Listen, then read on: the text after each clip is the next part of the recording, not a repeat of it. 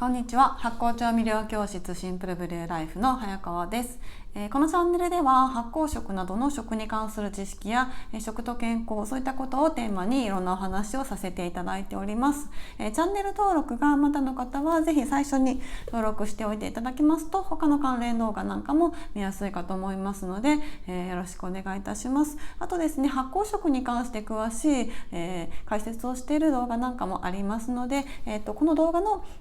タイトル欄タップしていただきますと、詳細見ることができますので、そちらも合わせてご覧ください。ということでですね、今日は、またちょっと久しぶりの続きになってしまったんですけれども、前回からですねだいぶ時間経ってるんですが、油のお話の続きを、していこうと思います。で、何回かに分けてですね、油について詳しく解説をしてきたんですけれども、今回はですね、最後になりまして、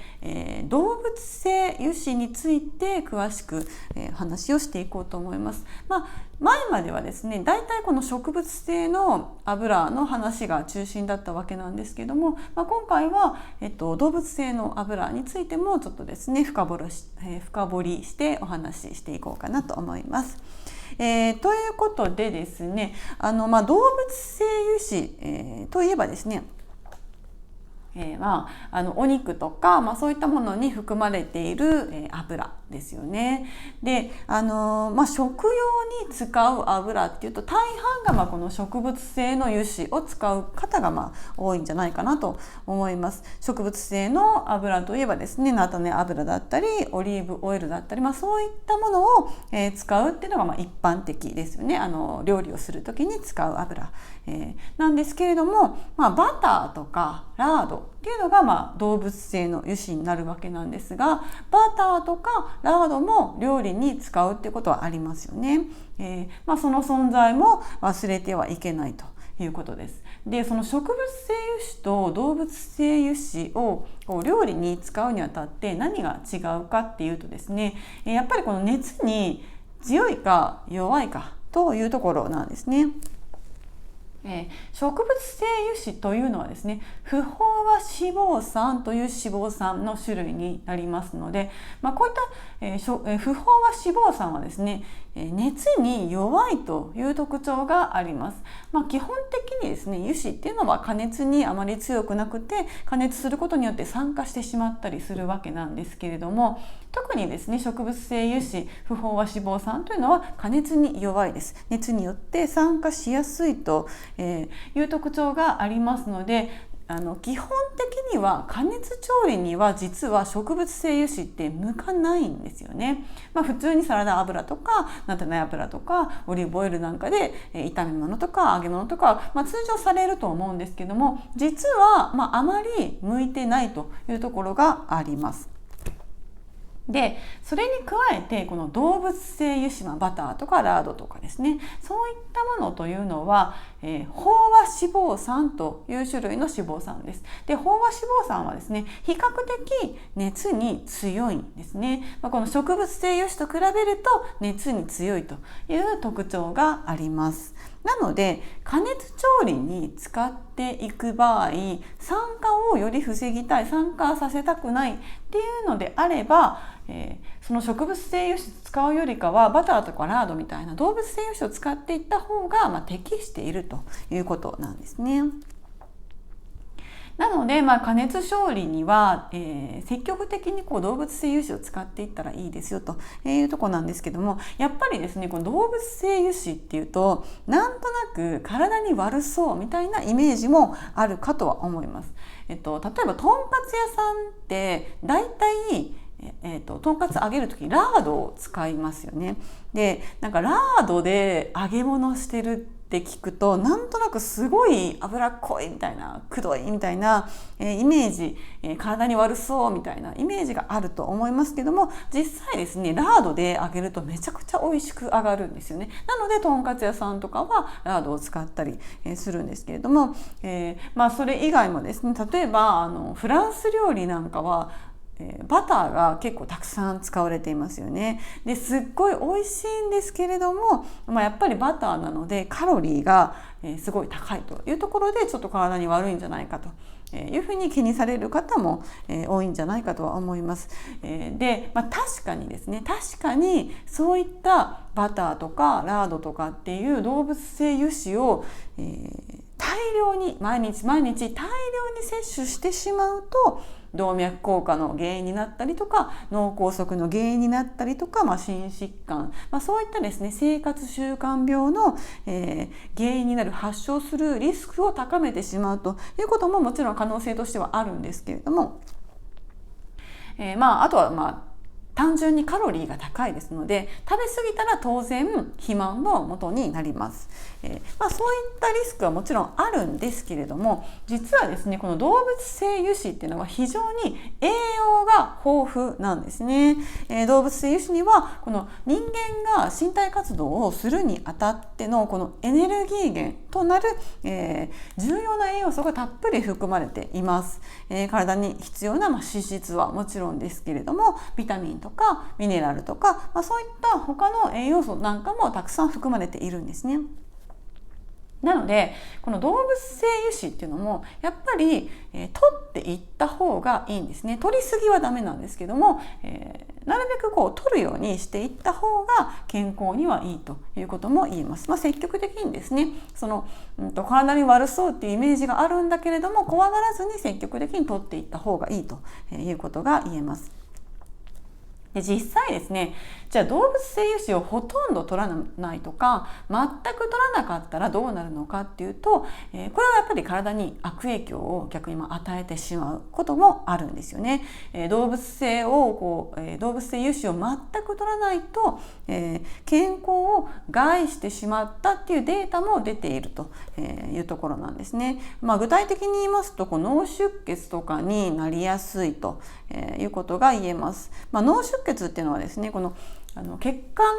が劣化してしまうことによって起きたりするんですけれども、血管を丈夫に保つためにですねこの動物性の飽和脂肪酸っていうのが役に立っているということがあります。なので動物性油脂が極端に不足してしまうことによって脳出血とかを発症するリスクが高まるというデータもあります。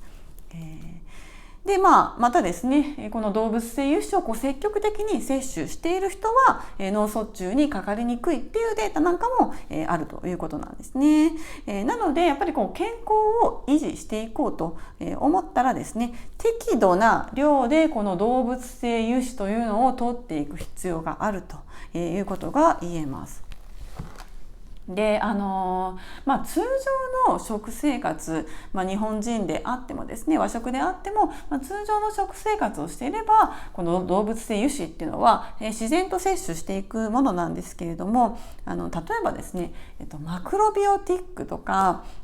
ベジタリアンとかビーガンとか、そういう方々っていうのは、一定数いますよね。そういった方っていうのはやっぱりほとんどもしくは全く動物性の油脂っていうのを取らないと、野菜中心の生活をしているということになると思うんですけれどもだいぶ昔になりますけれどもハリウッドのセレブなんかの間で、マクロビが流行したりとかそういったことがあったりもしましたけれども今はですねもうあんまり推奨されてないっていう、意見の方が多いのかなというところですね。一見ですねこの玄米菜食とかマクロビオティックって一見健康そうに見えますよね。ビーガンとかベジタリアンっていうのも野菜をいっぱい食べるっていうこともあって一見健康的な食事っていうふうに思うかもしれないんですけれどもやっぱりですね非常に偏った食事になってしまうっていう危険もあるんですよね。やっぱり実際ですねマクロビを長いこと実践しているっていう人って、かなり痩せている人が多いですね。痩せすぎっていう方が、多く、いると思います。あとはですねちょっともう肌がカサカサしてきてしまっていたりとかこの浅黒いみたいな色に肌がなってきてしまったりとか、ちょっとですねやっぱりずっとマクロビとかベジタリアンとかをずっと続けているとこう精神とかもちょっとギスギスしてきてしまったりするっていう、話も聞いたりします。ちょっと神経質になりすぎてしまったりですね、こう健康になりたい、健康になろうと思うがゆえにいろんなことを気にしすぎて絶対お肉は食べないとか、絶対こう油は取らないみたいな、そういったことをやりすぎちゃってちょっと精神的にギスギスしてしまうとかですね、そういったことも、あるんじゃないかなと思います。でもちろんですね、その野菜を食べるのはもちろんいいことなので、食べた方がいいと思うんですけども、野菜だけを食べてそれ以外のものをあまり食べないっていうのは良くないですよね。マクロビ玄米菜食の方だったりすると、玄米を食べていることによって、逆にその玄米をですねうまく消化できない状態になっちゃって体調悪くなってしまうという方も結構いらっしゃいます。玄米はすごい体にいいって思って、食べていても逆にこう健康を害していたっていうこともあるんですよね。それは人によってですね、玄米が体に合っているっていう人はすごくいいと思うんですけども、やっぱり合わない人っていうのもいるんですよね。結構この玄米って殻が硬いのでそれをうまく消化できない、腸だった場合、だとちょっと逆効果になってしまうっていうことがあるので、注意が必要ですよね。でベジタリアンとかっていうとやっぱり宗教上の理由でどうしてもそのお肉は食べられないベジタリアンを、生まれた時からもずっとベジタリアンを続けている、宗教上の理由だから仕方がないという、人って結構欧米には多いと思うんですけれども、そのベジタリアン、宗教上の理由でベジタリアンをしている人が多い欧米っていうのはやっぱりもうちゃんとそれ国が率先してですね、そのベジタリアンの人に対して不足する栄養素をちゃんとサプリメントで補いなさいよっていうことを、言ってるわけなんですね。進めているんですね。国がきちんと、なんていうんですかね、日本でいうと厚生労働省みたいなところが、きちんとベジタリアンの方々はちゃんと不足する栄養素をサプリメントで補いましょうっていうことを、言っているわけなんですね。なので、やっぱりそういうことを考えていくと、ベジタリアンの食事では不足する栄養があるということが分かっているんですよね。なのでそれを、もしお肉とか魚とかそういったものを食べられないんであれば、それを、食べられない、食べることによって得られる栄養素が不足するわけなので、その不足した分は、サプリメントとかで補っていかないとバランスが崩れてしまいますよ、健康を害して、しまう可能性がありますよということが、あるわけなんです。やっぱりこう野菜中心、野菜中心でもいいんですけども、野菜ばっかりではダメだということですよね。やはりこの脂質とかタンパク質っていうのは非常に人間の体にとって重要な栄養素です。タンパク質はですね、そのベジタリアンの方とかはタンパク質はじゃあお豆から取りますというふうに言われるかと思います。大豆から代わりに摂取できるので、別にお肉も魚も食べなくても大丈夫だよというふうに言うと思うんですけれども、玄米とか大豆とかを食べていてもですね、やっぱりそこには含まれている肉とか魚のこの動物性のものにしか含まれていないタンパク質とか、栄養素ですね、それ以外の栄養素もありますけども、そういったものもありますので、やっぱり大豆、もちろんいっぱいタンパク質あっていいんですけれども、大豆だけでは補えない栄養素、大豆だけでは補えないタンパク質というものもあるということなんですね。あとさっきも言いましたけど、玄米はたくさん栄養素詰まってます。たくさん栄養素詰まっているんですけども、それをちゃんと消化できないことには全く意味がないので、その消化できる体になっている状態で玄米を食べて、きちんとそれがですね体に吸収できるっていうのであればいいんですけれども、そうじゃない状態で食べても全く意味がないということもあると思います。はい。なので、やっぱりですね、ちょっとそのベジタリアンとか、黒帯とかそういったことをやられている方はですね、今一度もしそれで体調いいなら全然問題ないと思うんですけども、体調があまり改善しないとか良くないという場合はですね、ちょっとこの動物性の栄養素が足りていないんじゃないかっていうところを一度ですね見直してみるといいかなというふうに思います。はい、ということで、体の健康維持にとってですね非常に重要なこの動物性油脂なんですけれども、じゃあその動物性油脂なら何でもいいのか、どんなものでも食べていいのかって言ったらまたそれは、ちょっとまた違う話になってきまして、やはりですね植物性の油脂と同じように動物性の油脂も、いいものを選んでいった方が当然いいわけですね。で、選び方どんなものを選んだらいいのかというところなんですけれども、動物性油脂って言ったらお肉ですよね。主に、牛肉とか鶏肉とか豚肉、そういった、日本で一般的に食べられているお肉、でその、一般的に食べられているその3種類の、お肉についてもですね、やっぱりこの安易にですね、安い外国産のものを選ぶっていうのはちょっとですね、注意が必要になってくるということですね。どういうことかというと、餌の問題だったりとか飼育状態の問題、あとはホルモン剤とか抗生物質が投与されているという問題ですね。こういったことが挙げられます。やっぱりですねその餌ですね、飼育する時の餌、遺伝子組み換えの、餌を与えて、いる動物とか、あとはすごい狭い畜舎の中でぎゅうぎゅう詰めにされて飼われている動物とかですね、結構よく目にするのが鶏とかもめちゃくちゃ狭いケージの中でもうずっとそこに閉じ込められた状態で飼育されているとかですね。で全然運動させてもらえず、要はブクブク太らせるっていう状態ですよね。っていう状態でさらにですねこの病気が発生しないように抗生物質とか、そういったものを、投与されているとか、成長を促すためのホルモン剤が投与されているとかですね、そういったちょっと不自然な、本来の姿ではない不自然な状態で、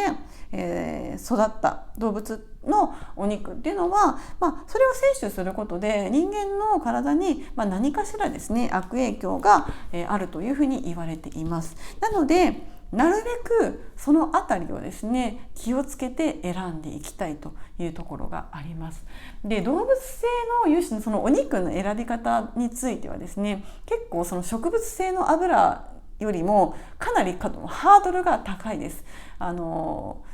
お値段的にもすごく張りますし、探すのも大変ですね。なかなかいいお肉っていうのが巷に、流通していないっていう現状もありますので、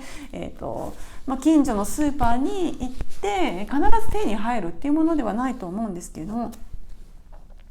一応ですねここに書いた、項目を少しですね意識していただくといいかと思います。これどれもですねやっぱりお値段的には高いです。なんですけれども、重要なポイントですよね。まず一つ目がグラスフェッドですね。グラスフェッドで育った、牛とか、そういったものが、ポイントになってきます。なかなか売ってないですけれども、最近はですね結構スーパーでもグラスフェッドで育てた、牛肉とかって売ってたりもするんですけれども、要はですね、飼育している時の餌が、穀物じゃなくて草、通常の、本来の牛なら牛が食べるべき餌ですよね。本来って穀物じゃなくて草を食べて育っている動物だと思うんですけれども、そうじゃなくってやっぱり飼育して、食用に、飼育されている牛っていうのは穀物を餌にされていることが多いんですが、そうじゃなくて、本来のこの草ですね、草を食べて育っている牛っていうのがいいですよというところです。そしてですね開放畜舎とか、あとは平飼いで育てられている動物ですね。狭い畜舎の中でぎゅうぎゅう詰めになってるんじゃなくて、もう本当になんていうんですかね、アルプスの少女ハイジみたいな感じのこの北海道の景色みたいな感じのところで放牧されている牛ですね。放牧されて、自由に育っているような牛とか、そういったものがいいということと、あと平飼いってよくですね、これ卵でよく見ると思うんですけども、平飼いの卵っていうのを目にする機会も多いんじゃないかと思います。要はこのゲージにぎゅうぎゅう詰めにされた鶏じゃなくって、ちゃんと平べったいところで、放し飼いにされて飼われている、普通の状態ですよね。通常の鶏が生きている状態で飼われている、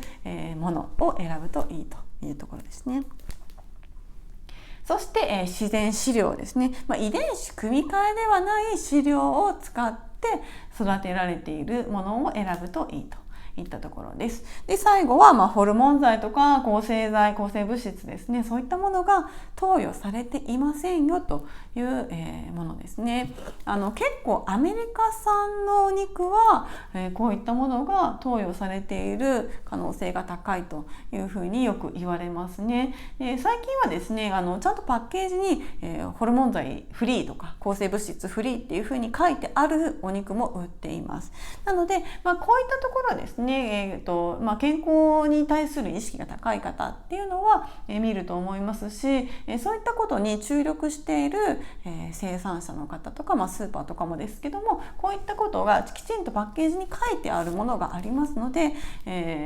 気になる方はやっぱりですね、こういったものを積極的に選んでいただくといいと思います。ただお値段はすごく張りますので、その辺ですね、兼ね合いが、必要になってくるかなというところですね。難しいんですよね。国産ならいいのかって言ったら、そういうわけではないですし、アメリカ産は絶対ダメなのかとか、単純にそこだけで選ぶっていうのは難しいんですけれども、国産でもですね、やっぱり育つ場所がとか、言い出したらキリがないんですけども、ちゃんと一頭買いして飼育しているところじゃないと、系統がどうのこうのとか、いろいろあるんですけども、そこまで細かいことを言い出すとですね、キリがないので、選ぶとしたらこういったものが、いいものですよという、目安ですよね。はい。で、お肉自体もそうですし、卵もそうですし、あとはバターもそうですね。グラスフェッドバターなんていうのも売っていたりしますので、そういったものを選んでいただく、バターとかにも気をつけていただくといいんじゃないかなというふうに思います。ラードもそうですよね。ラードも市販されているラード、チューブに入っているラードってあると思うんですけども、あれはちょっと酸化防止剤とかそういった添加物が入っていたりするので、なるべくですね、もしラードを使うとしたらスーパーの牛肉売り場に置いてある、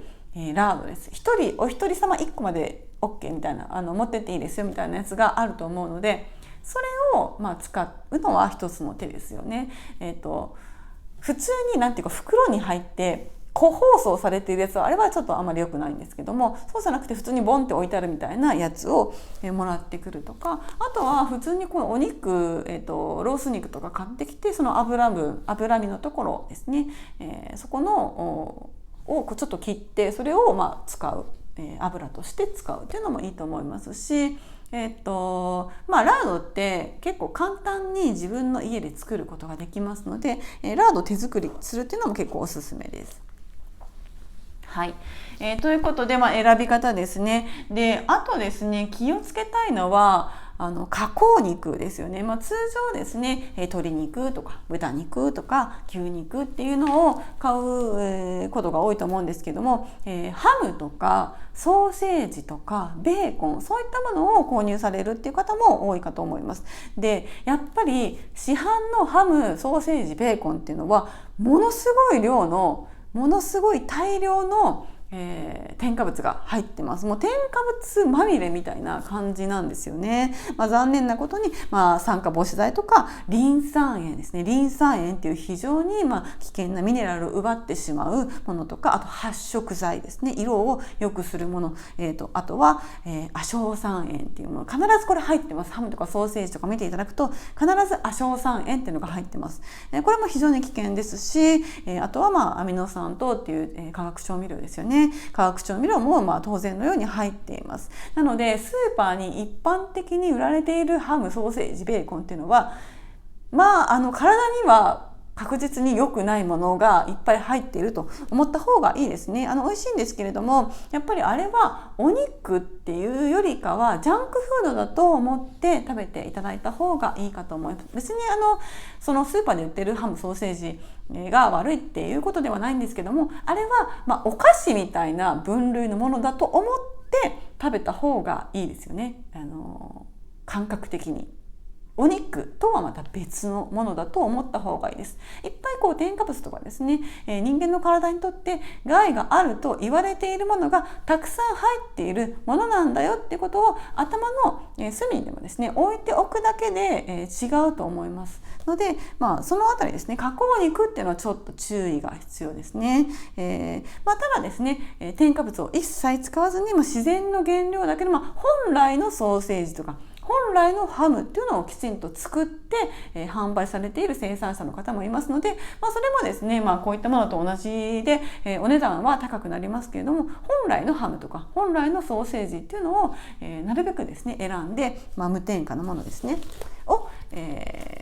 使っていくといいんじゃないかなと思います。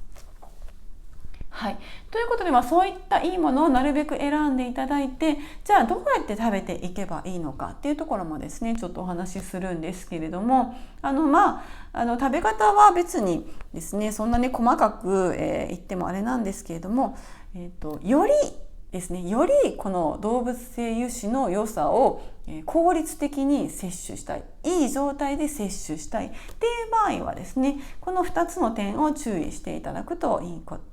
いかと思います。まずはですね、この高温加熱を避けるというところですね。やっぱりいくらですね、熱に強い飽和脂肪酸である動物性の油脂であると言ってもですね、やっぱり高温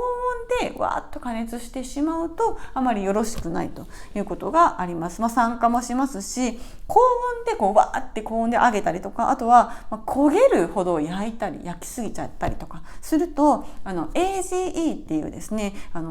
終末糖化産物っていうのが発生してしまうんですね。それによってちょっと老化につながったりとか糖化につながったりとかっていうこともありますので、なるべくですね高温加熱はしないというところが重要です。であとは、なるべく生もしくは生に近い状態で食べるとよりいいといったところですね。お魚だったらお刺身で食べるとか、ステーキだったらちょっとレアで食べるとか、そんな感じですね。で取っていくと、より効率的に栄養素が摂取できるということが言えます。だからといってですね、毎回お刺身、焼き魚じゃなくって毎回お刺身にしようとか、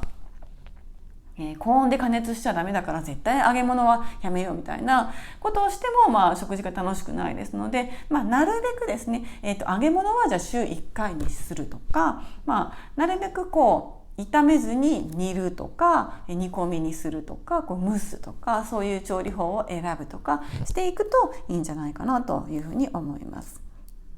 で生で食べるといいっていうのはメリットいろいろあるんですけれども、これもやっぱりですね極端にやりすぎると良くないっていうこともあります。昔ですねローフードっていうのが流行ったことがあるんですけども、今ローフードって今もあるのかちょっと分かんないですけど、ローフードってなるべく加熱しない、ほとんど加熱しない、ほぼ生の状態みたいなので、いろんな食べ物を食べるっていう食事法なんですけれども、やっぱりですねローフードっていうのは常に温かくないもの、冷たいものとかを食べるっていうことになるので、食事をしてもあんまり体温が上がらなかったりとかするんですよね。なのでもともと体温がすごい高めで、もう常に暑いみたいな、で筋肉がめちゃくちゃあってですね、熱を自分で発しているみたいな人には、夏場とかはローフードとかもいいかもしれないんですけれども、やっぱり特に女性で筋肉量が少なくて、私もそうなんですけども痩せ型で冷え性の人っていうのはやっぱりローフードっていうのはあまり向いてないんじゃないかなっていうふうに思ています。